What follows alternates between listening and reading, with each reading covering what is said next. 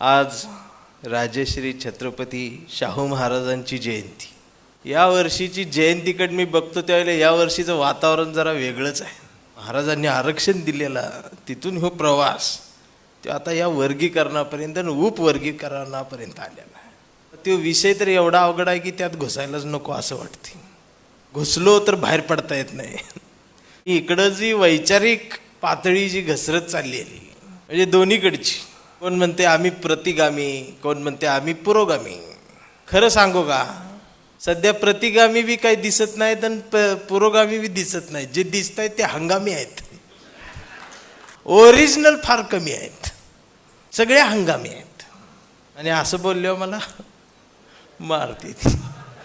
आज विषय आहे कवितेचा, त्यामुळे मी कवितेवर बोलणार आहे। विद्रोही कविता ती जर तिची भावकी सोडून बाहेर पडली तर ती अनेक दिव्यांची वात पेटवत जाते, याचा अनुभव आज मी घेत आहे।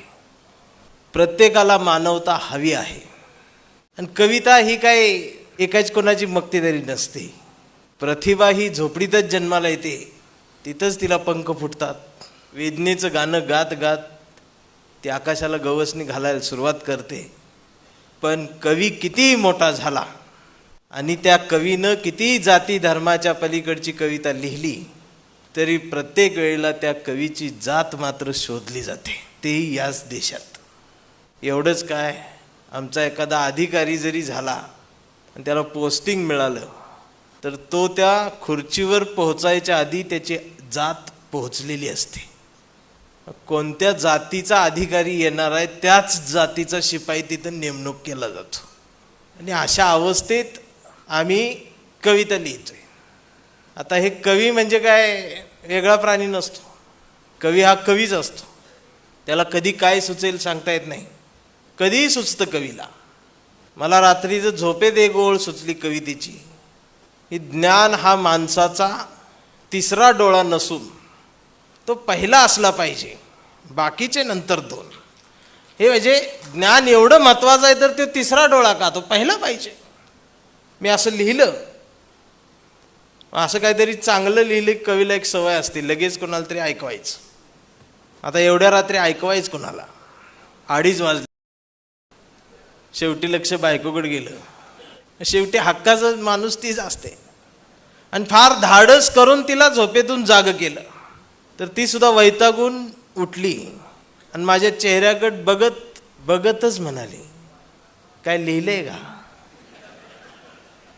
मी पण लाचार झाल्यासारखं म्हटलं, होय लिहिलंय। ती म्हटली ऐकवा।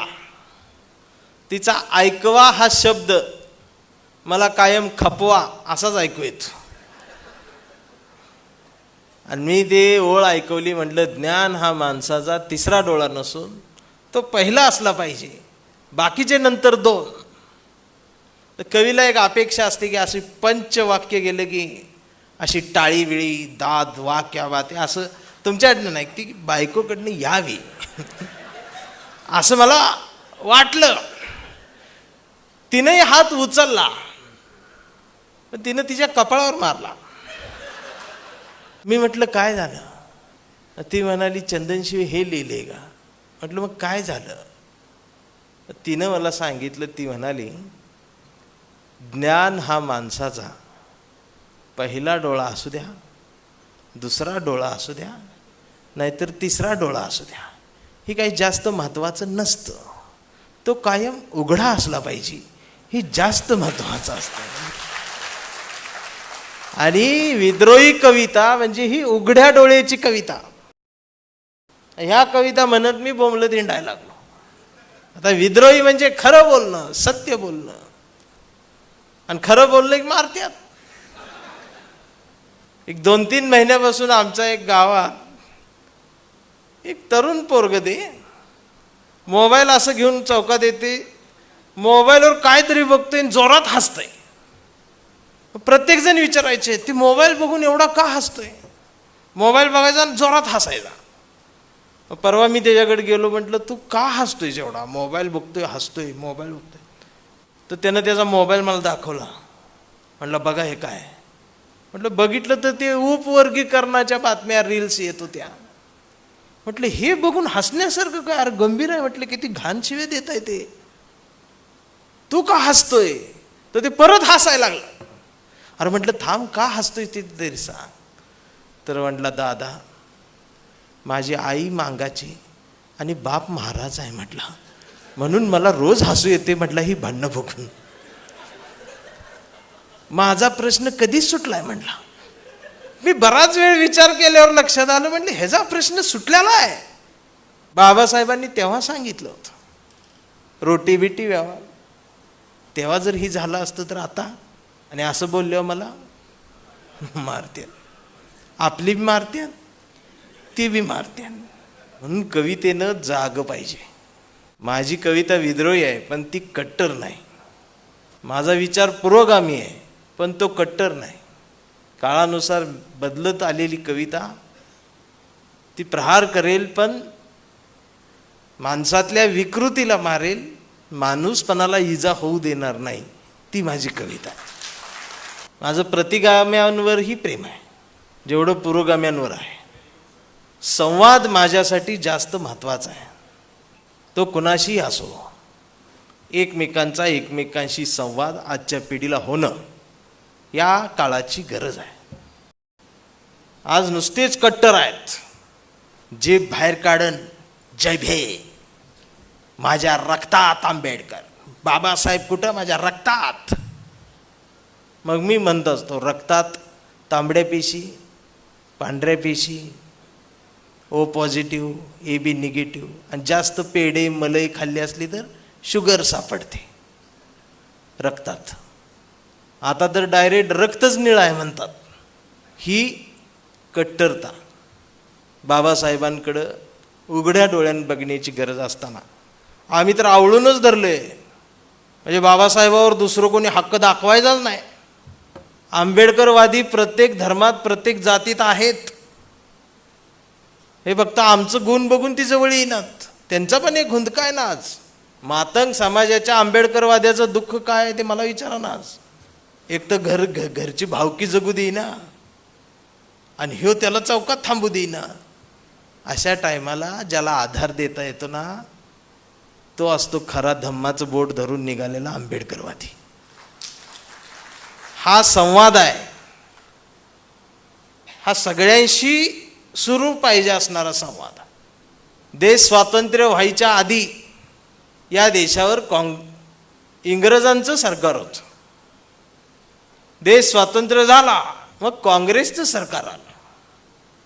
मग काँग्रेसचं सरकार गेलं, पुलोचं सरकार आलं, मग भाजपचं सरकार आलं, मग युतीचं सरकार आलं, मग आघाडीचं सरकार आलं, परत काँग्रेसचं आलं, महाराष्ट्रात महाविकास आघाडीचं आलं, महायुतीचं आलं, मोदी सरकार आलं, वाजपेयी सरकार आलं, नेहरू सरकार आलं.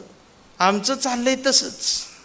मला प्रश्न पडतो, भारतीयांचं सरकार कधी आलं? आमचं सरकार कधी आलं? कष्टकऱ्यांचं सरकार कधी आलं? ह्या सरकारची नावं सुद्धा अशीच येतात. भारतीयाचं सरकार कुठं आहे? आणि असं बोलल्यावर आम्हाला मारते. म्हणून कवितेच्या ओळी येतात की पाखरांच्या चोचीमधला घास व्हावी कविता, पहिला आणि शेवटचा श्वास व्हावी कविता, कोसळावेत थेंब भुईत मातीचा वास व्हावी कविता, उगवावा पिंपळ एक प्रवास व्हावी कविता, त्याच पिंपळाच्या सावलीला मानवतेचे गीत गाणारी बुद्ध व्हावी कविता, मी करावे पाखरांच्या हवाली तिला मग शुद्ध व्हावी कविता, हिंदूंच्या कंठामध्ये सलाम अलिकम सलाम व्हावी कविता, मुस्लिमांच्या भाळावरचा नाम व्हावी कविता, इंद्रायणीत तरलेला तुकाराम व्हावी कविता, आणि या देशाच्या मातीत विज्ञान पेरणारे अब्दुल कलाम ही व्हावी कविता. या कवितेची आज गरज असताना हल्लीच्या काळात हा प्रवासही काही सोपा राहिलेला नाही. भारतीय म्हणून जगणं, आणि प्रत्येक जातीची कट्टरता एवढी वाढली की प्रत्येक जातच एकटी पडलेली आहे. आज शाहू महाराजांच्या जयंतीच्या कार्यक्रमा दिवशीच जात निघालेली आहे. मगाशी आई कशा जयंत्या साजऱ्या करतोय. कारण आमची पुतळ्याजवळ मेंढरांची गर्दी वाढलेली आणि विचारांजवळ कमी झालेली.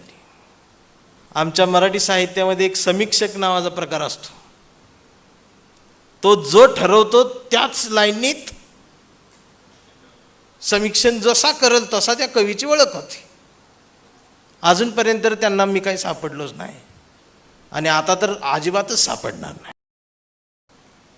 आता काही समीक्षण मला कोणतरी पाठवले 2-4, तर कोण म्हणते कविता राजकारणात गेली का. आता मला पुढच्या आठवड्यात ट्रम्पनं बोलवलं, मी तिकडे जाणार, काय करणार आहे मी. मला जिथं बोलवलं जाईल मी तिथं जाणार. मी राजकारणात नाही जाणार, माझी कविता राजकारणात जाणार, मी राजकारणात जवळ जाणार. स्टेज कुठलंही असो, म्हणजे बाटली कुठलीही असो, औषध माझं. मग ती इंजेक्शननं द्यायचं का सलाईननं द्यायचं हे मी ठरवीन. आणि असं बोलल्यावर मला लिहून मारते. पहिले त्यांचे समीक्षक मारत होते, आता आमचे बी समीक्षक मारते. तरी एक प्रश्न विचारला जातो, चंदन शिवे एवढं आक्रमक का, एवढं तुम्ही ह्याच्यामध्ये काय येता, म्हणजे कॉलर धरायची भाषा काय येते. त्यांना मी एक उदाहरण देत असतो. मी लहान होतो 7वीच्या वर्गात, तेव्हा माझ्या वर्गात एक नाना म्हणून विद्यार्थी होता आणि तो नाना आमच्या वर्गात गेल्या 15 वर्षापासून नापास होत होता.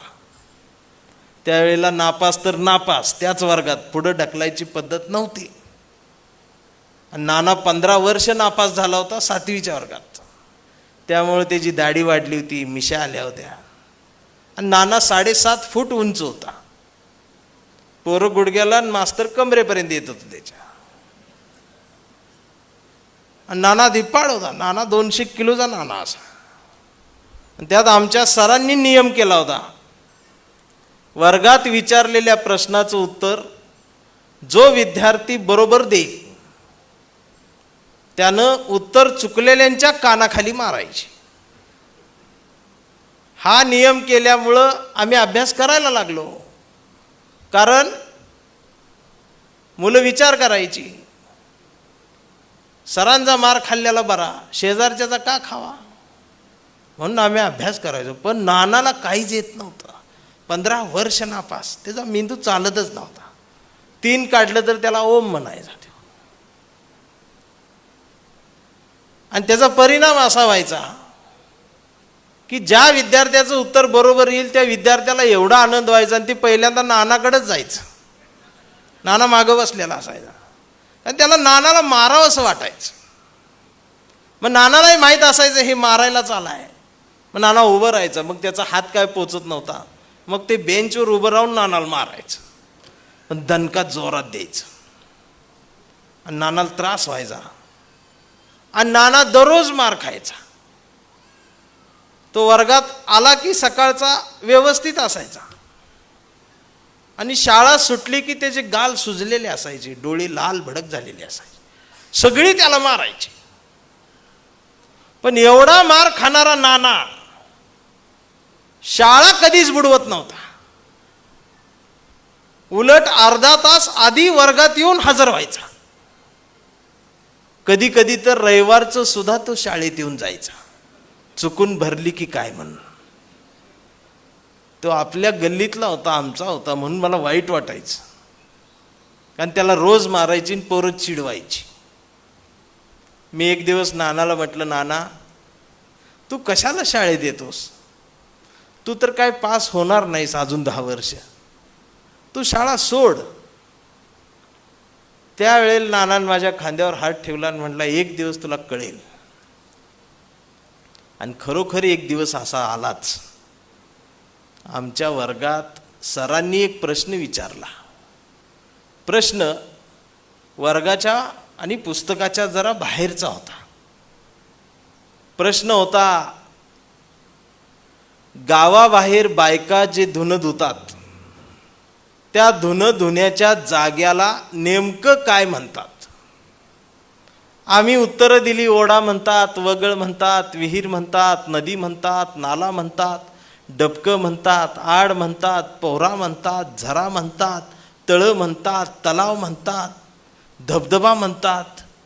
मास्तर म्हणले सगळ्यांचं चुकतंय. एक जण म्हणला समुद्र म्हणतात. मास्तर म्हणले चुकलं. सगळ्यांचं उत्तर चुकल्यानंतर नानाव हळूच उभारला पाठीमागच्या बेंच. नानानं हात वर केला. मास्तर म्हणले सांग, सगळ्यांचं चुकलंय. आणि नानानं हाताची घडी घातली. नाना म्हटला त्याला पाणवटा म्हणतात. पाणवटा म्हणतात म्हटल्याबरोबर मास्तरांचा असा आव असला. आणि नाना म्हणला सर उत्तर बरोबर आहे का? सरांनी मान हलवली म्हटले आज फक्त तुझंच उत्तर बरोबर आलंय म्हटले, सगळ्यांचं चुकलं.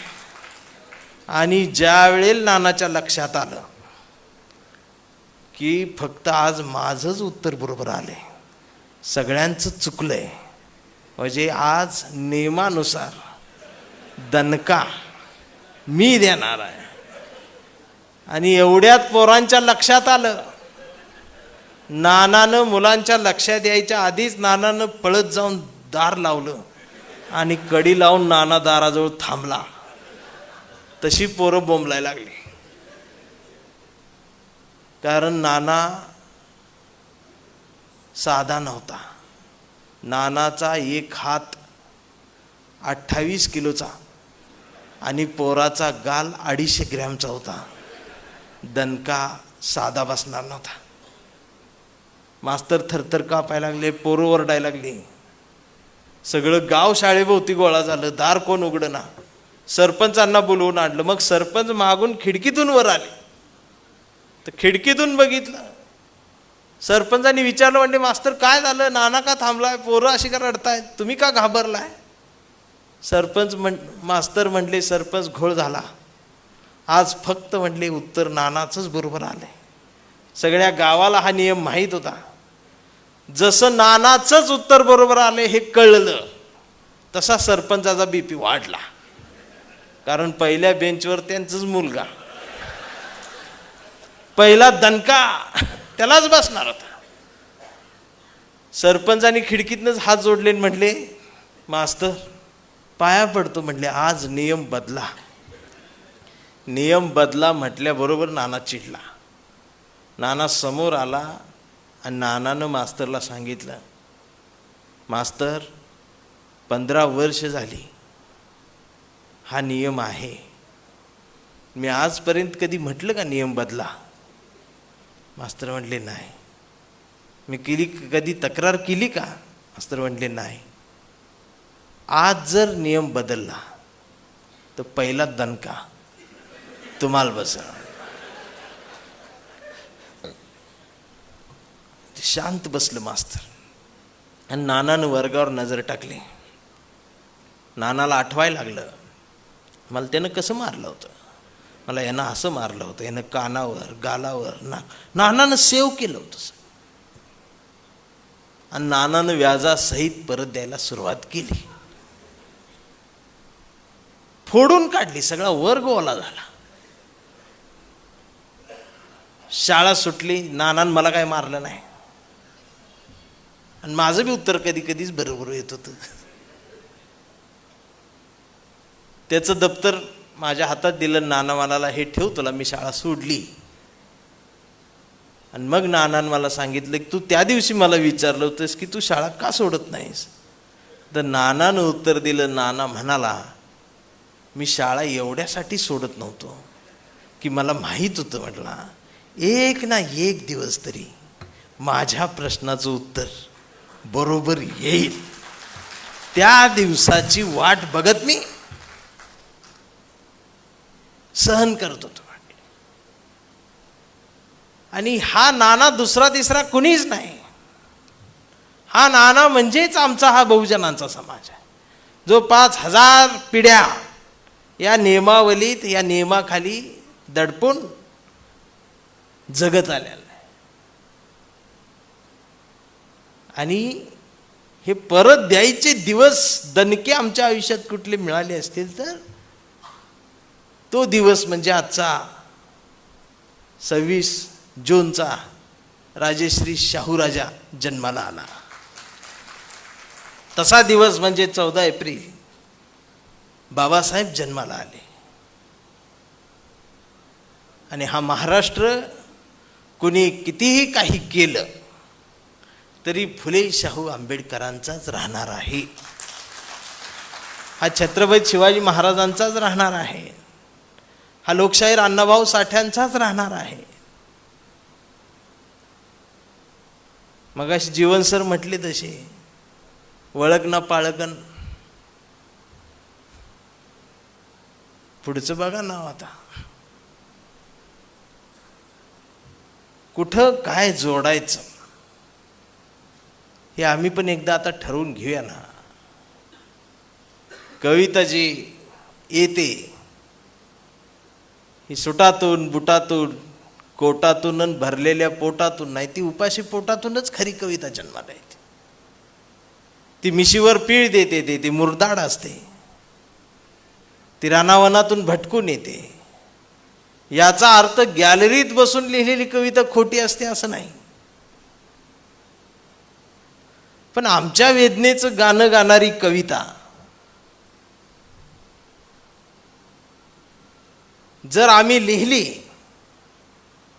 तर ती आमच्याच लोकांनी ऐकावी असा हा आमचा हट्ट का.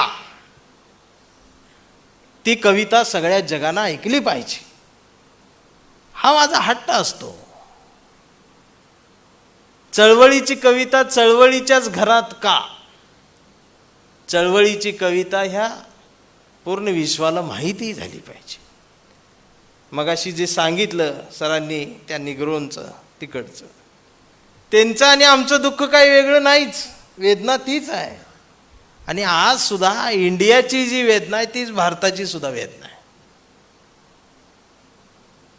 फक्त ही धर्म आणि जाती खूप कट्टर झालेत.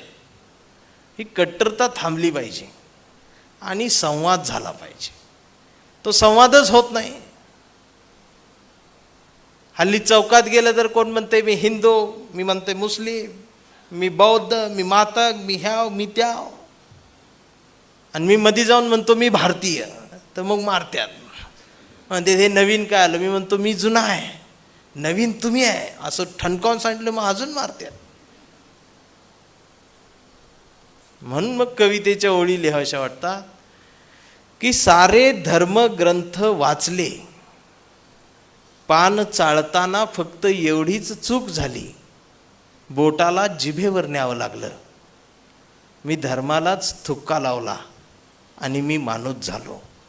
परवा घर रंगवताना रंगांचीच फार भीती वाटली.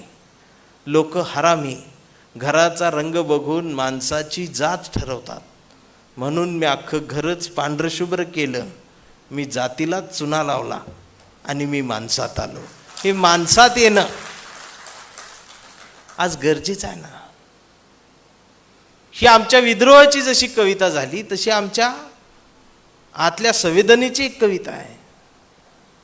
मला काही पत्रकारांनी विचारलं कवितेची व्याख्या काय तुमच्या मते. मी म्हटलं कवितेची व्याख्या असते का. तर ते म्हटले की आजपर्यंत सगळ्याच कवींनी कवितेची व्याख्या केलेली आहे. म्हटलं कशी कशी आहे. तर म्हटले प्रत्येकाची वेगवेगळी कविता आहे. तुमच्या कवितेची व्याख्या तुम्ही काय करा. आणि मग मला ती कविता सुचली की माझा महिन्याचा पगार होतो तेव्हा माझी बायको तिच्या सुंदर हस्ताक्षरात किराणा मालाची यादी लिहिते.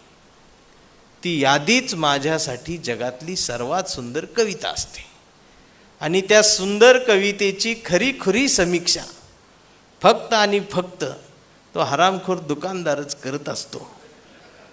तो एक एक शब्द खोडत जातो, पुढे आकडा वाढत जातो आणि कविता तुकड्या तुकड्याने पिशवीत भरत जातो. आयुष्यभर माहीत नाही, पण महिनाभर कविता आम्हाला पुरून उरते. महिनाभर कविता आम्हाला पुरून उरते. ही आमच्या जगण्याची कविता, आमच्या जगण्याच्या कवितेचं सामर्थ्य सांगत असताना समोरच्याच्या जगण्याची कविता पुसून टाकली जाऊ नये याचीही काळजी घेता आली पाहिजे, तर तो विद्रोही कवी असतो. विद्रोह म्हणजे काय? मारायला गेल्याला. विद्रोह म्हणजे काय? सगळंच संपवायला गेलेला. विद्रोह म्हणजे नव्यानं पेरणी करणारा आणि नवनिर्मिती करणाऱ्याला विद्रोही म्हणतात. काळानुसार विद्रोहाची व्याख्या, विद्रोही कविता व्याख्या तीच आहे. कविता बदलत आली. त्यावेळेला नामदेव ढसाळांची कविता आक्रोश करत आली आणि त्या काळाची ती गरज होती. कारण त्या काळात नामदेव ढसाळनं घातलेली शिवी ही त्या काळातल्या वंचितांसाठी ओवीच होती. आणि त्यावेळेला बहिऱ्या झालेल्या कानांना या शिवीशिवाय ती कान उघडे होणार नव्हते. त्यानंतर मग सुर्व्यांची एक कविता आली. सुर्व्यांच्या कवितेत सुरुवातीला सुर्वे मला असे वाटतात की सारस्वतानो माफ करा, मी एक गुन्हा करणार आहे. म्हणजे आधी माफी मागतात आणि मग गुन्हा करतात. मग हा गनिमी कावा खेळताना ते दिसतात. मग ती एक कविता येते. तशा अनेक कविता, वेगवेगळ्या प्रकारच्या कविता या येत राहिलेल्या आहेत. पण विद्रोहाची कविता हे एक वेगळं अंग आहे. ती कुठंही गेली, चौकात जरी ती विद्रोहाची कविता उभी राहिली तरी विद्रोहाची कविता लक्ष्मीपासून कायम वंचित राहत आलेली आहे. ती सजलेल्या स्टेजपासून कायम तिला वंचित ठेवलं गेलेलं आहे. कारण ती आक्रोश करत येते. मग मला प्रश्न पडतो, कुठंवर विद्रोही कवी शबनम अडकावून असा एसटीने येणार आणि मग त्याची कविता ऐकायला आमचाच कवी असणार. मग एक कवीची कविता झाली, तो कवी कविता म्हणतोय, त्याची ट्रॉफी घेऊन तो इकडनं निघून जातोय, दुसरी तोंडाडच बघते. ते म्हणते आमचं पण ऐका की. नाही ऐकत. आणि ही साहित्यिक चळवळ तेवढ्याच चौकटीत अडकून पडत चालली आहे की ही भीती वाटायला लागलेली आहे. आणि याच्यामुळं नको ती मेंढरं वाढतायत. शहाणपणच नाही. तुम्ही बघा त्या सोशल मीडियावर आई बहिणीवरून शिव्या आहेत यंग जनरेशनच्या. कारण घरातलं आमच्या जातं गेलं, पण ते नुसतं जातं गेलं नाही तर त्या जात्यासोबत ओव्या गेल्या. जात्यासोबत ओव्या गेल्या म्हणजे एक कविता गेली. पण आजही कविता आणि संस्कृतीचा पदर जर कोणी सांभाळला असेल तो विद्रोही साहित्यानं सांभाळलेला आहे. तो आंबेडकरी साहित्यानंच सांभाळलेला आहे. तो दलित साहित्यानंच सांभाळलेला आहे. तो पदर अजून ढळू दिलेला नाही. आणि शहाणपणाचा धडा हा दलित वस्त्यांमध्ये जास्त प्रमाणात गिरवू लागला आहे. आणि फेक अकाउंटनं देशपांडे आई बहिणीवरनं शिव्या देऊ लागलाय. ही आजची परिस्थिती आहे. हे वैचारिक शहाणपण आणि शहाणपणाची होत असणारी घसरण आजच्या काळात फार गरजेची आहे. म्हणून कविता ही आक्रोश जरी करत आली तरी ती कुरवाळत आली पाहिजे, ती गोंजारत आली पाहिजे, माणूसपण जोपासत आली पाहिजे. कवीनं तुकारामाच्या मांडीवर बसून लिहिलं पाहिजे आणि ऐकणाऱ्यानं वाचणाऱ्यानं रायगडाच्या पायरीवर बसून ऐकलं पाहिजे. आणि ऐकून झाल्यानंतर चौदार तळ्याच्या काठावर फिरत फिरत भेडेवाड्याच्या वर्गात जाऊन फळ्यावर गिरवलेल्या अक्षर वाचून पुन्हा एकदा शहाणं होता आलं पाहिजे. हा आमच्या आजच्या कवितेचा प्रवास असला पाहिजे. नात्यांची कविता, मातीची कविता, प्रेमाची कविता, हळव्या कविता या सगळ्या होत आला. आता पाऊस पडायला लागलाय 2 दिवस. आता पावसाच्या कविता, आता सगळ्या फेसबुकवर कविताच कविता. व्हॉट्सअपवर बी कविता कविता. म्हणजे रस्त्यानं जाताना एखाद्याला धक्का लागला तर तो कवी असू शकतो, एवढे कवी वाढतात. ह्या सगळ्यापेक्षा आज काळाला गरज आहे ती माणुसकीची कविता, सत्याची कविता. सत्यमेव जयतेच्या रस्त्यावरून अनवाणी पायांनी पाठीवर दप्तर टाकून आरक्षण शाळेत जातं तेव्हा. सत्यमेव जयतेच्या रस्त्यावरून अनवाणी पायांनी पाठीवर दप्तर टाकून आरक्षण शाळेत जातं तेव्हा या देशातल्या पाऊल वाटा वंदे मातरम गातात आणि झाडावरची पाखरंसुद्धा राष्ट्रगीत अभिमानानं गुणगुणत असतात. आरक्षण शाळेत जातं, घंटा वाजते, शाळा भरते. भारत माझा देश आहे, सारे भारतीय माझे बांधव आहेत असं छातीत ठोकपणे आरक्षण प्रतिज्ञा म्हणतं, वर्गात बसतं, रमतं, गमतं. कधी मेरिटमध्ये येतं तर कधी मेरिटच्या जवळ जातं. आरक्षण शहाणं होतं, आरक्षण पदवीधर होतं. शेवटची बेल घंटा वाजते, आरक्षण बाहेर येतं आणि मग फाईल नटते पदव्यांची. आणि नटलेली फाईल बाजारात तिचा प्रवास सुरू होतो जिंदगीची भाकरी शोधण्यासाठी. त्यावेळेला त्याला लक्षात येतं आरक्षण बिरक्षण सगळं झूट असतं. इथं फायलीला वशिलेची आग लावल्याशिवाय जिंदगीची भाकरी भाकरीच्या बाजारात भाजली जात नाही याचा त्यावेळेला शोध लागतो. तोपर्यंत आरक्षण नावाचं पातेल्यातलं दूध संपलेलं असतं आणि वरतून उपवर्गीकरणाचं गाजर येऊन दोन समाजामध्ये भांडण लागलेलं असतं. शहाणपण घसरायला सुरुवात होते ती इथूनच. आणि म्हणून कवीनं जागं पाहिजे. आमचं गाणं आहे फक्त त्या डीजेवर, जागा असावं भीमाचं पिल्लू जागा असावं. पण हे झोपून ऐकतोय, डोळे बंद करून ही गाणं ऐकते. एकमेकांच्या जातीवरती प्रहार करण्यापेक्षा, धर्मावरती प्रहार करण्यापेक्षा, आता आमची सुद्धा धर्मावरच लय प्रहार कराय बघतात. ही 100% बौद्ध आहे. आम्ही कुठे 100% झालोय नीट तरी. त्यात 22 प्रतिज्ञा आहेत की. त्यात एक प्रतिज्ञा आहे, मी मांसाहार करणार नाही, मी दारू पिणार नाही. त्यावेळेला खाली मान घालून सगळी बोबडं बोलते, मी मांसाहार.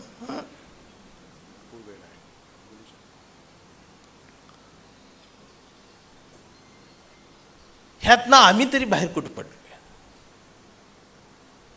म्हणून माणूस पण गिरवलं पाहिजे. विद्रोहाची कविता ही खरं बोलल्यामुळेच येते. मला माहिती आहे इथं बी मारत्यात तिकडे बी मारत्यात, पण कविता जिवंत राहते.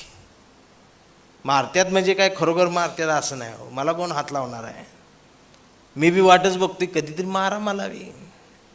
मला आत्ता कळायला लागले मार खाल्ल्यावर बी फेमस होते म्हणून.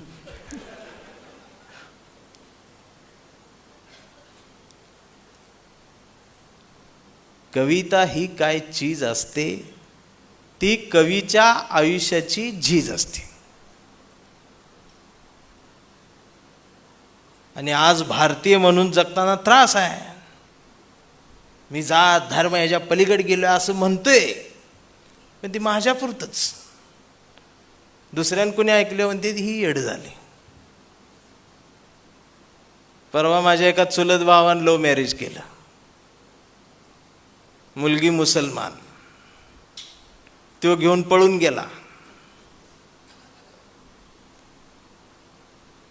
माझा या प्रकरणात काही संबंध नाही. मग ह्यो धर्म पेटला, सगळ्या तलवारी बाहेर. रात्री 1:30 वाजता 150 लोक आहेत मुसलमान. तो काय घरी सापडला नाही. मग त्यांनी धरला मलाच. मेन कार्यकर्ता हा आहे म्हटले. आणि रात्री 1:30 वाजता दार वाजवत आहेत. बायको म्हटली दार उघडू नका. मी म्हटलं अगं नवीन बांधलंय, म्हटलं ते तोडतील. म्हणून मी हळूच दार उघडलं आणि लाईट लावली. लाईट एवढ्यासाठी लावली, त्यांना मी अंधारात दिसावं. आणि जसा मी दिसलो तशी ह्या खांद्यावर एक तलवार, ह्या खांद्यावर एक तलवार, पोटावर एक तलवार, मागणं जाऊन पाठीला एकाला लावली. म्हणले हे कुठून आलं? तेवढे ते म्हणाले, तुम्हारा भाई हमारी लड़की को लेके गया. आता मला खरं बोलायची सवय, मी लगेच म्हटलं हमारा भाई लड़की को लेके गया ये ठीक है, लड़की भी गई ये भी बोलो. असं म्हटलं होती, चिडलं. परत तलवार आवडी. म्हटलं ऐसा नहीं चलेगा. म्हटलं कैसा चलेगा वो बोलो. अभी रहने दो म्हटलं, दोनों भी अच्छे पढ़े लिखे, वो नर्स है डॉक्टर है, एक हॉस्पिटल हो जाएगा, अच्छा रहेगा, काय को टेन्शन लेना. असं म्हटलं होती, चिडलो. नहीं चलेगा. म्हटलं कैसा चलेगा वो तो बोलो. आणि म्हटलं आता मराठीत बोल, माझी हिंदी संपली म्हटलं. असं म्हटले होते, पण म्हणले माझी पण हिंदी संपली म्हणले. म्हणले आम्ही त्याला मारून टाकणार. म्हटलं नको मारू, जिवंत ठेवायला काय करता येईल. एक जण म्हटला एक पर्याय आहे. म्हटलं काय? त्याला मुसलमान व्हायला सांग. मग ती सगळी एकटक माझ्याकडे बघायला लागली. मग माझ्या लक्षात आलं, म्हटले जन्माला येतानाच अवघड होऊन आलंय, ह्याच्या डोक्यात दुसरं काही राहिलंच नाही. ह्यानं दऱ्या, डोंगर, नद्या, बर्फ, पाऊस ह्यानं आयुष्यात बघितलाच नाही. ह्यानं फक्त धर्मच. परत ते जोरात म्हटले त्याला मुसलमान व्हायला सांग. आणि मी एका सेकंदात उत्तर दिलं आणि जगणं सोपं केलं. म्हटलं त्योच का? मी बी होतो म्हटलं. ते माझ्या एकटक बघायला. म्हटलं मीच का? आजपासून आमच्या घरातली सगळी मुसलमान. काय असेल ती प्रोसेस घ्या म्हटलं पूर्ण करून.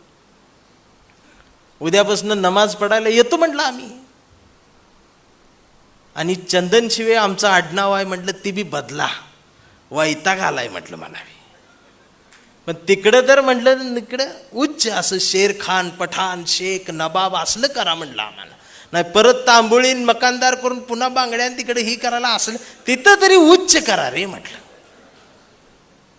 त्याला मला कसं मारावं हीच कळना. ती तलवार गळून पडली आणि ते चहा प्यायला बसले. बायकोन चहा ठेवला. ती चहा दूध ओतायला गेली. तिला म्हटलं थांब, दूध नको होतो. ती म्हटली का? म्हटलं आण काळा चहा.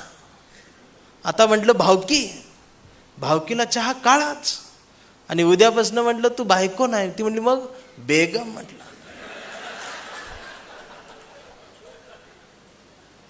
जे धर्माच्या नावानं मारायला आले होते ते चहा पिऊन गेले. 4 दिवस संपले. आणि माझा दुसरा एक चुलत भाऊ सकाळी सकाळी दारात. म्हटलं आज इकडे कसा काय? तर मला म्हटलं दादा एक काम आहे. म्हटलं बोल. मी मुंबईला असतो. हा म्हटलं माहिती आहे, बोल. तर म्हटलं माझं पण सुरू आहे म्हटलं. म्हटलं अडचण काय? म्हटलं लग्न करायचं आहे. म्हटलं करायचं आहे, पण तुला प्रॉब्लेम काय? तर म्हटलं मुलगी ख्रिश्चन आहे म्हटलं. म्हटलं लईच प्रॉब्लेम झाला तर आपण ख्रिश्चन. तो म्हटला परवा तर मुसलमान झालास. म्हटलं आता एक काम करा, 1 आठवडा हिंदू, 1 आठवडा ख्रिश्चन, 1 आठवडा मुसलमान, 1 आठवडा बौद्ध, अजून काय असलं तर शनिवार रविवार विकेंडला वाटून घ्यायचं. घराच्या बाहेर लिवायचं सर्व धर्म समभाव. घराचं नाव संविधान. विषय संपला. एवढा देश सोपा आहे.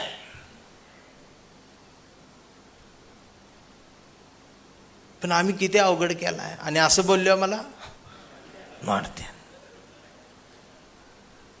म्हणून संविधानाची कविता येते.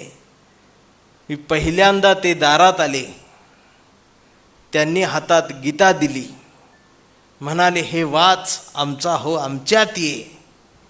पण मला भूक लागली होती, मागावं वाटलं पोटासाठी 2 घास, मागता आलं नाही, बाजूला आई उभी होती. दुसऱ्यांदा दुसरे आले, त्यांनी हातात कुराण दिलं, म्हणाले हे वाच, आमचा हो आमच्यात ये. पण मला भूक लागली होती, मागावं वाटलं पोटासाठी 2 घास, मागता आलं नाही, बाजूला आई उभी होती. तिसऱ्यांदा तिसरे आले, त्यांनी हातात बायबल दिलं, म्हणाले हे वाच, आमचा हो आमच्यात ये. पण मला भूक लागली होती, मागावं वाटलं पोटासाठी 2 घास, मागता आलं नाही, बाजूला आई उभी होती. साऱ्याच धर्मांचे धर्मप्रसारक येऊन गेले, त्यांचे त्यांचे धर्मग्रंथ देऊन गेले. तेव्हा या धर्मग्रंथांच्या नुसत्या ओझ्यांनीच कंबर वाकली माझी. तेव्हा भुकेनं खोल गेलेल्या डोळ्यात आईनं बघितलं आणि तिनं आणलं 2 भाकरीचं पीठ शेजाऱ्याकडून मागून. तेव्हा चूल कशी पेटवायची हा प्रश्न आईला पडला. कारण या देशात भाकरीच्या पिठापेक्षा सरनाची लाकडं महाग मिळतात. चुलीत घालायला काहीच मिळालं नाही.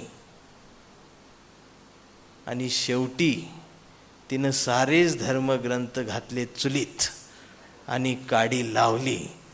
धर्मग्रंथ पेटले, चूल पेटली आणि तवा ठेवला. तापलेल्या तव्यावर आईनं 2 भाकरी भाजून दिल्या. पोटभर जेवलो. तेव्हा लक्षात आलं, या धर्मप्रसारकांना माझी भूक कळली नाही, पण या धर्मग्रंथांनी स्वतः जळून माझी भूक भागवली. म्हणून हे धर्मग्रंथच माझ्यासाठी श्रेष्ठ. पोटभर जेवलो आणि पोटभर जेवण झाल्यानंतर आईने एक जपून ठेवलेलं पुस्तक मांडीवर दिलं आणि म्हणाली, बाळा एवढं वाचून बघ. माझं लक्ष पुस्तकावर गेलं. पुस्तकावर लिहिलं होतं भारताचे संविधान. पण मला प्रश्न पडला, आई अडाणी, तिला लिहिता वाचता येत नाही, सगळी पुस्तकं चुलीत घातली, हेच का जपून ठेवलं?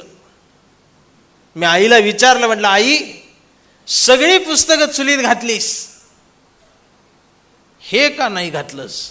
याच्यावर पण एखादी भाकरी भाजली असती. तर आई म्हणाली, काही नाही रे बाळा, काल हे बी पुस्तक मी चुलीत घालून बघितलं, पण बाळा याला आग लागलीच नाही.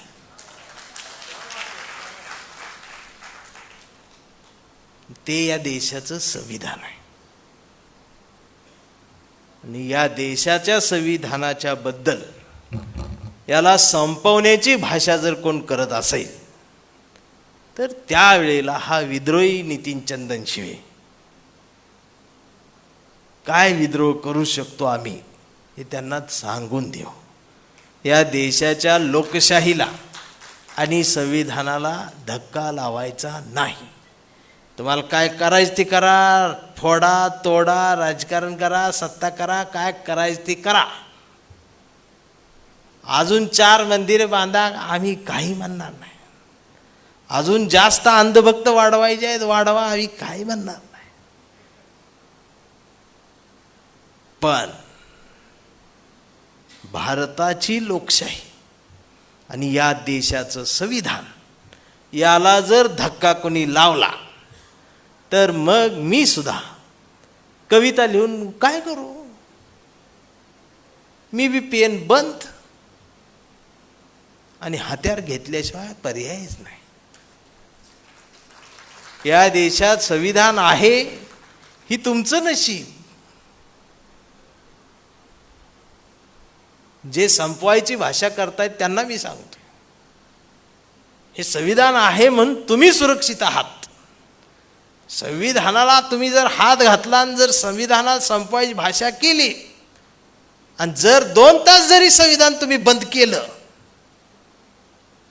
तरी एवढं सुद्धा हाडूक तुमचं इथं या देशात राहू देणार नाही आम्ही. ही भूमिका, धाडसाची भूमिका आज पॅन्थर घेणं गरजेचं आहे. आणि मग या प्रवासात जे जे जवळचे वाटतायत त्या सर्वांना सोबत घेऊन कवितेच्या सोबत राजकारणात बी कविता गेली पाहिजे, समाजकारणात राजकारण आली पाहिजे. आम्ही वेगवेगळ्या गोष्टी का ठेवतोय हेच आम्हाला कळलं. प्रेमाची संवादाची भाषा बोलून सुद्धा जर कळत नसेल तर याकडेही आम्ही बघितलं पाहिजे.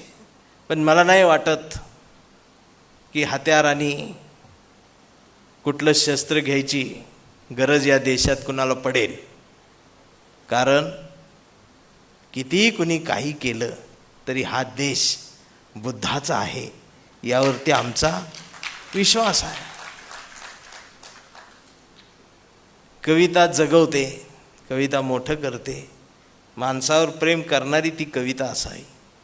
म्हणून कवितेच्या ओळी आहेत की अरे यावं त्या चार्ली चॅप्लिननं माझ्याकडं, धरावा त्याच्या हसऱ्या दुःखाचा कागद माझ्या समोर, आणि म्हणावं मला नितीन, लिहिना माझ्या मुक्यात जगण्याची एखादी बोलकी कविता. तू माणसांवर प्रेम करणारा कवी आहेस. मी उचलावं पेन, तेवढ्यात हिटलरने तिथं यावं. हिटलरने म्हणावं मला नितीन, घे ना माझं रक्त, त्या रक्तानं लिहिना कविता जर्मनीच्या साम्राज्यवादावर, आणि मी कोंडून मारलेल्या श्वासांवर. तुझी माणुसकीची कविता वाचून मला कदाचित ते माफ करतील मित्रा. आणि मग मी लिहावी कविता, तेवढ्यात समुद्रातून हातात मीठ घेऊन लादेननं तिथं यावं, आणि लादेननं गुडघ्यावर बसून मला म्हणावं, नितीन दे ना तुझा थोडासा तुकाराम, काश्मीरच्या बर्फात पेरावा म्हणतो, आणावी म्हणतो हिरवी वारी पंढरीला, आणि मी द्यावा त्याचाच त्याला पैगंबर, आणि सांगावं या देशात पैगंबर पेरला की तुकारामच उगवत असतो म्हणून. त्यानेही ते मान्य करावं. यावं त्या डोनाल्डने, यावं त्या पुतीनने. मी सांगेन त्यांना तिसरं महायुद्ध विसरा, माझी कविता नेहमी आडवी येईल. त्यांनी ते मान्य करावं. आणि तुम्ही या सगळ्यांनी माझ्याकडं तुमच्या मेंदूतला इतिहासच एकदाचा जाळून टाकावा म्हणतो, आणि तुम्हाला दाखवावा म्हणतो हा सुंदर भूगोल, जो तुम्हाला आणि आम्हाला येणाऱ्या पिढ्यांसाठी फार जपून ठेवायचा. वातावरण बघून जगण्यासाठी देश बदलणाऱ्या पाखरांनी सांगा कुणाची गाणी गायची. माझी कविता त्याच पाखरांच्या थव्यात कायम उंच उंच विहार करत राहील, कारण मी फक्त आणि फक्त माणसांवर प्रेम करणारा कवी आहे. कारण मी फक्त आणि फक्त माणसांवर प्रेम करणारा कवी आहे. हे माणसावर प्रेम करणं आज काळाची गरज आहे. बराच वेळ झाला आहे. कांबळे तर आहे ब्रँड.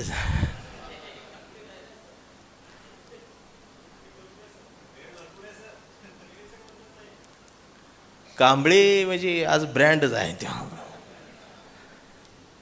त्याच्या आधी एक तमाशा नावाची आज कविता तुम्हाला ऐकवतो, ज्यात ते विद्रोह आहे तमाशा कलावंताची.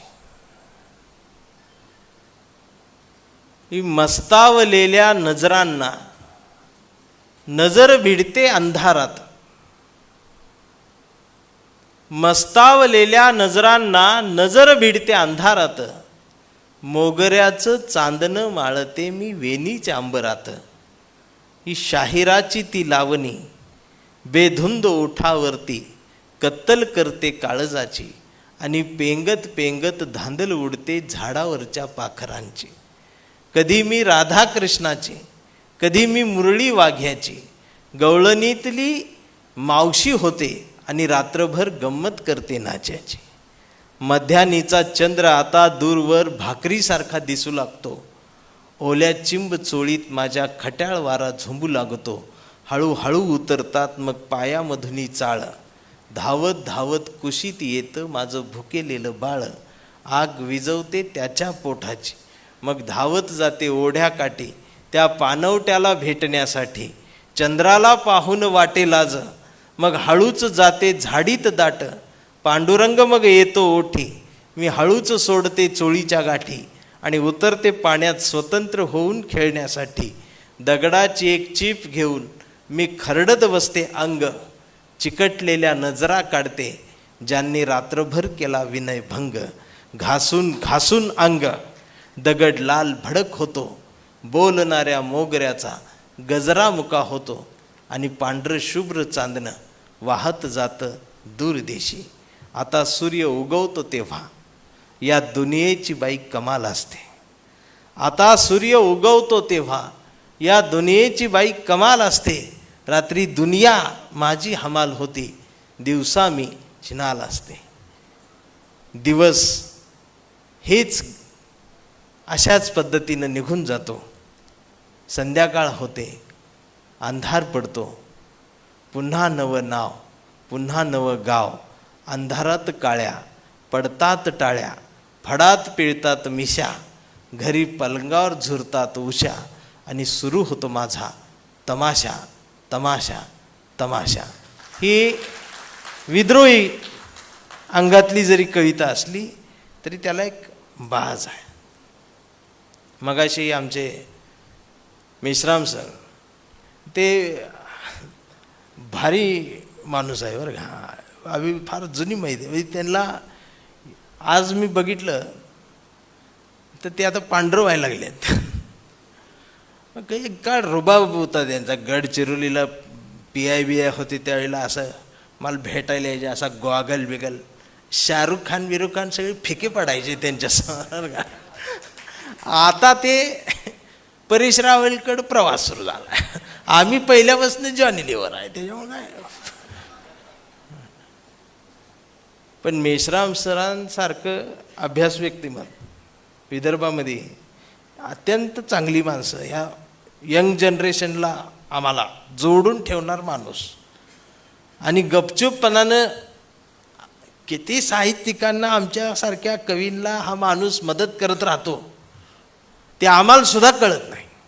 म्हणून मेश्राम साहेबांसाठी एकदा टाळ्या झाल्या पाहिजे. ही माणसं कधीच पडद्यावर येत नाहीत पण चळवळ करत राहते. तसं आमचं जीवनदादा शांत बसत नाही कधी. ते काहीतरी न्यूज चॅनल चालू असते, भाषणं चालू असत्या. कधी आमचं कोल्हापूर, सांगली, अख्खा महाराष्ट्र हे आमचे सुमित दादा. भाव गेल्यानंतर कोणी म्हटलं असतं का ही चळवळ नको म्हणून दिलं असतं सोडून.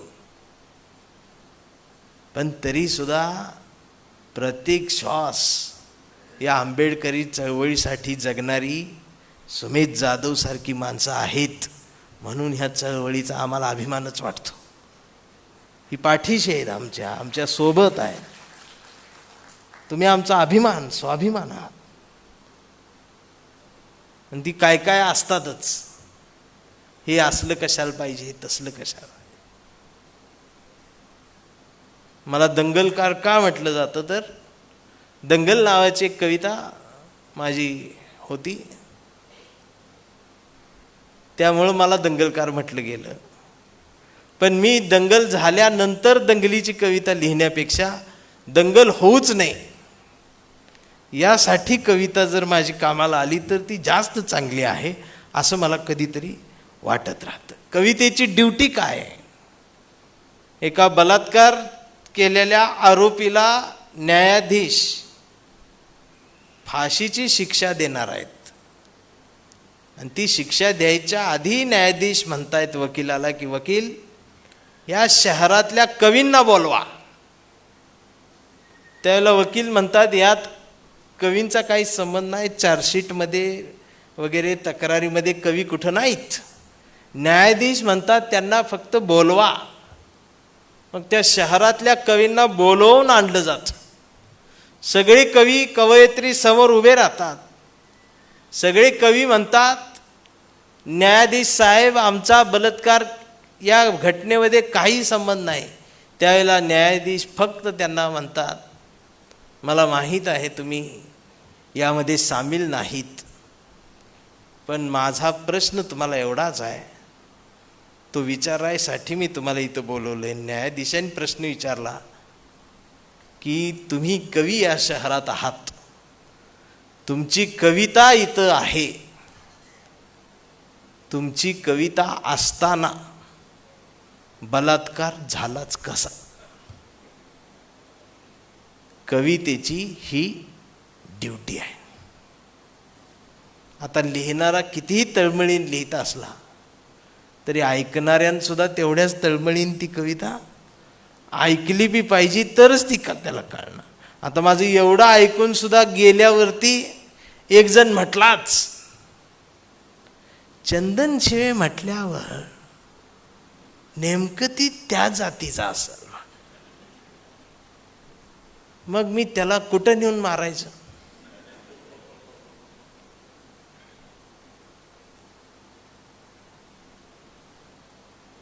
ते फेसबुकवरती 10,000 करोड बौद्धांचा ग्रुप आहे. म्हणजे त्याची कल्पनाशक्ती बघा किती. 10,000 करोड बौद्धांचा ग्रुप. देशाची लोकसंख्या 150 कोटी आहे आणि त्यानं ग्रुप काढलाय 10,000 करोड बौद्ध. आणायचे कुठनं? मग त्या तिथं असते तरी काय, तर एक सुंदर मुलगी अर्धी छाती उघडी, फेट्यात बाबासाहेब, आणि त्यानं वर लिहिलेलं असते, एका बापाची औलाद असाल तर कमेंटमध्ये जय भीम लिहा. मग लिहायलाच लागते जय भीम. नाही लिहावं तर परत डोकत होते, झोपच लागत नाही. 2 बापांनो जय भीम. आता त्याला ही कविता कळणार आहे का? हे आमचं जातं गेले, जात्यासोबत ओव्या गेल्या, संवाद संपलाय. एवढंच काय, नवरा बायको मध्ये बी संवाद नाही हो. पहिलं आम्ही लहान असताना गल्लीत भांडणं व्हायची, नवरा बायकोला मारायचा, बायको नवऱ्याला मारायची, आणि ते अजून एकत्रित आहेत.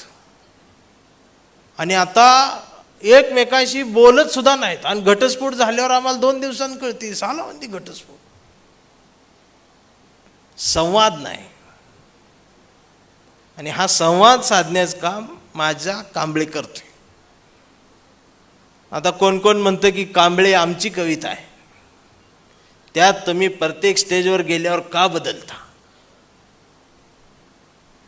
कांबळे कविता माझी आहे, मी लिहिल्या, मी रोज बदलणार, कारण मला संवाद करायचा आहे. आणि ही जगातली पहिली कविता असेल साहित्यात जी काळानुसार हंगामानुसार बदलत जाणार आहे. ही बी एक रेकॉर्ड म्हणून मी बघतोय त्याच्याकडे. कांबळेला कुठली जात नाही, कांबळेला कुठला धर्म नाही. कांबळे हा परिवर्तनवादी आहे. कांबळे काय भीमनगरमध्ये जाय असं नाही. हा कांबळे सदाशिव पेठेत पण असू शकतो आणि हा कांबळे इथंही असू शकतो. कांबळे सगळीकडे आहे. आणि हे आता मला कळायला लागले, असे कांबळे भरपूर आहेत. आमचा संवादच होत नव्हता आजपर्यंत. ह्यो जर संवाद झाला तर विकृती अशी पळून जाईल. आणि मी खरं सांगतो, कुणी किती काही किती आपटा, प्रतिगामी असो, पुरोगामी असो, डाव्या असो, उजव्या असो, प्रत्येकाच्या हृदयात आणि काळजात भारत अजून जिवंत आहे यावर माझा विश्वास आहे. आणि तो आहे. भारत म्हटल्यावर सगळं थांबतंय. आणि हा कांबळे भारतीय आहे, हा कांबळे परिवर्तनवादी आहे, विज्ञानवादी आहे. त्यामुळे त्याला हा त्रास आहे. त्याची कविता आहे की आमचा कांबळे लय हुशार, कधीच नाही रडला,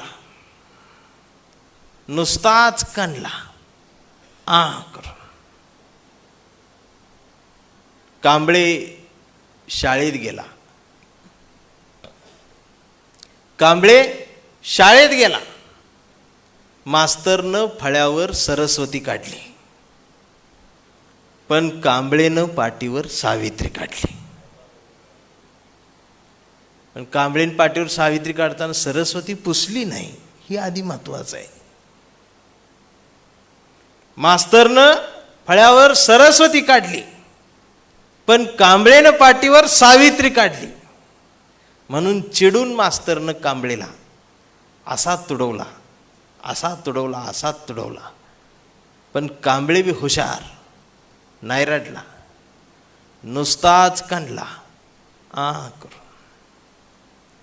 कांबळे वयात आला, कांबळे विशीत आला, मिशीत आला. आणि कांबळे गुलाबी झाला. कांबळे प्रेमात पडला. तिनं विचारली त्याची जात. कांबळे म्हणला, वेडे मी माणूस, माणूस माझी जात, प्रेमात कसली आली जात. मग माणूस माझी जात असं म्हणणारी एकच जात. तिनं बरोबर ओळखली जात. मग तिनं पण कांबळेला कोपऱ्यात नेऊन असा तुडवला, असा तुडवला. पण कांबळे बी हुशार, नाही रडला, नुसताच कानला. कांबळेचं लग्न ठरलं. घरचे म्हणाले मुहूर्त पहा. कांबळे म्हणला, पटत नाही, फुले वाचा. नातेवाईक म्हणले सत्यनारायण. कांबळे म्हणला, जमत नाही, बाबासाहेब वाचा. मग भावकी म्हणाली, जागरण गोंधळ, बोकाड तरी काप. कांबळे म्हणला, पटतच नाही, गाडगे बाबा वाचा. मग घरच्यांनीच दार लावून कांबळेला बोकाड शिजवून असा तुडवला, असा तुडवला, असा तुडवला.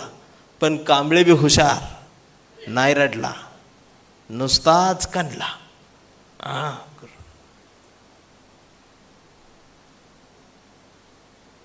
आता कांबळेचा मुलगा मोठा झाला. कांबळे चळवळीत आला. चळवळीचे सगळे गट तट बघितले, RPI ABCD. आता दिवाळीपर्यंत झेडपर्यंत जाईल ती.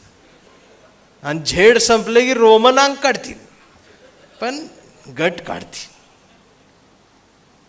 कांबळेला वाईट वाटलं. कांबळे सगळ्यांना वाटला, सगळ्यांनी एकत्रित या, एकत्रित या, एकत्रित या. फुले, शाहू, आंबेडकर, शिवाजी महाराज समजून घ्या, एकत्रित या. हा दिवसभर बोंबलत राहिला. मग याच्या वैतागानं संध्याकाळी सगळे एकत्रित आले. आणि एकत्रित येऊन आपल्याच लोकांनी आपल्याच कांबळेला असा तुडवला, असा तुडवला, असा तुडवला. पण कांबळे बी हुशार, नाही रडला, नुसताच कानला. कांबळे जयंती महोत्सव समितीचा अध्यक्ष झाला. विहारात मीटिंग बसली. पोरं म्हणली DJ, कांबळे म्हणला प्रबोधन. मग पोरांनी DJ लावून कांबळेला असा तुडवला, असा तुडवला. पण कांबळे नाही रडला, नुसताच कानला. करून मग या DJ लावणारी आता मोठी झाली अशी, मोबाईलवर वाया. मुलगा पण त्याचा मोठा झाला. परवा कांबळेच्या मुलानं कांबळेला विचारलं, डॅडा, फुले शाहू आंबेडकर कोण डॅडा? ही संविधान काय भानगड डॅडा? आणि शिवाजी महाराज खरंच जन्माला आले होते डॅडा? आता मात्र कांबळे पेटला. हर म्हटला, गावभर पेरलं आणि घरातच नाही उगवलं. मग त्यानं दार लावून पोरालाच असा तुडवला, असा तुडवला. पण चिरंजीव कांबळे बी हुशार, तो पण नाही रडला, तो दोनदा काढला करून. मग याच्या लक्षात आलं, DNA मधनं ही डबल गेलं, ही विचार पुस्तकातनं जात असत्या. आणि आता कांबळे वेडा झालाय. व्यवस्थेने त्याला वेडं ठरवलंय. कांबळे वेड्यासारखं मानवतेच्या घोषणा करतो. कांबळे वेड्यासारखं भारतीय म्हणतो. कांबळे वेड्यासारखं सर्व धर्म समभाव सांगतो. पण कांबळेच्या एका हातात कुठल्या रंगाची चिंधी नाही. कांबळेच्या हातात या देशाचा तिरंगा आणि मांडीवर संविधान उघडून ठेवलंय त्यानं. पण डॉक्टरसुद्धा कांबळेला शॉक देऊन तुडवत आहेत. पण कांबळे नाही रडत, तो नुसताच कणतोय करून. हा कांबळे जोपर्यंत जिवंत आहे तोपर्यंत ही विद्रोही कविता जिवंत राहणार आहे. हा कांबळे जोपर्यंत जिवंत आहे तोपर्यंत ही चळवळ, हा देश आणि फुले शाहू आंबेडकर, छत्रपती शिवाजी महाराज यांचे विचार या मातीत अजरामर आहेत, ते कायम राहणार आहेत. आणि हा कांबळेसुद्धा कधीच मारणार नाही, तो कायम थांबणार आहे. नागपूरमध्ये तुम्ही मला उभं केलं आहे, सतत 8 दिवस झालं प्रवास सुरूच आहे. म्हणून आभार काही न मानता मी एवढंच म्हणेन की आभारांचे भार कशाला, सत्कारांचे हार कशाला, मनात एक घरटं बांधूया. या कवितेच्या घरट्याला दार कशाला, झुळझुळत्या या झऱ्याला आपल्याही शब्दांचं पाणी देत राहूया. मिनमिनत्या या कवितेच्या दिव्याला आपल्याही जगण्याचा उजेड देत राहूया. आणि जोपर्यंत विद्रोही कविता आणि ही चळवळ आपल्या मनाला साथ घालेल त्याला आयुष्यभर आत्ताच प्रतिसाद देत राहूया. मला वाटते पिक्चरचा शेवटचा सीन झाल्यावरती नावं वर जाते तशी लोक जाणे नाही. तर कवीसुद्धा असाच पडद्यावर, आमचा विद्रोही कवी असाच पडद्यावर कायम इथनं पुढं झळकत ठेवा. काळाला त्याची गरज आहे. जय भीम, जय भारत. धन्यवाद. मित्रांनो, हा होता नितीन चंदनशिवे यांचा अत्यंत महत्त्वाचा व्हिडिओ जो प्रत्येकाने ऐकला पाहिजे. प्रत्येकाला शेअर करा. रामकृष्ण हरी. जय जगद्गुरू. जय शिवराय. जय भीम.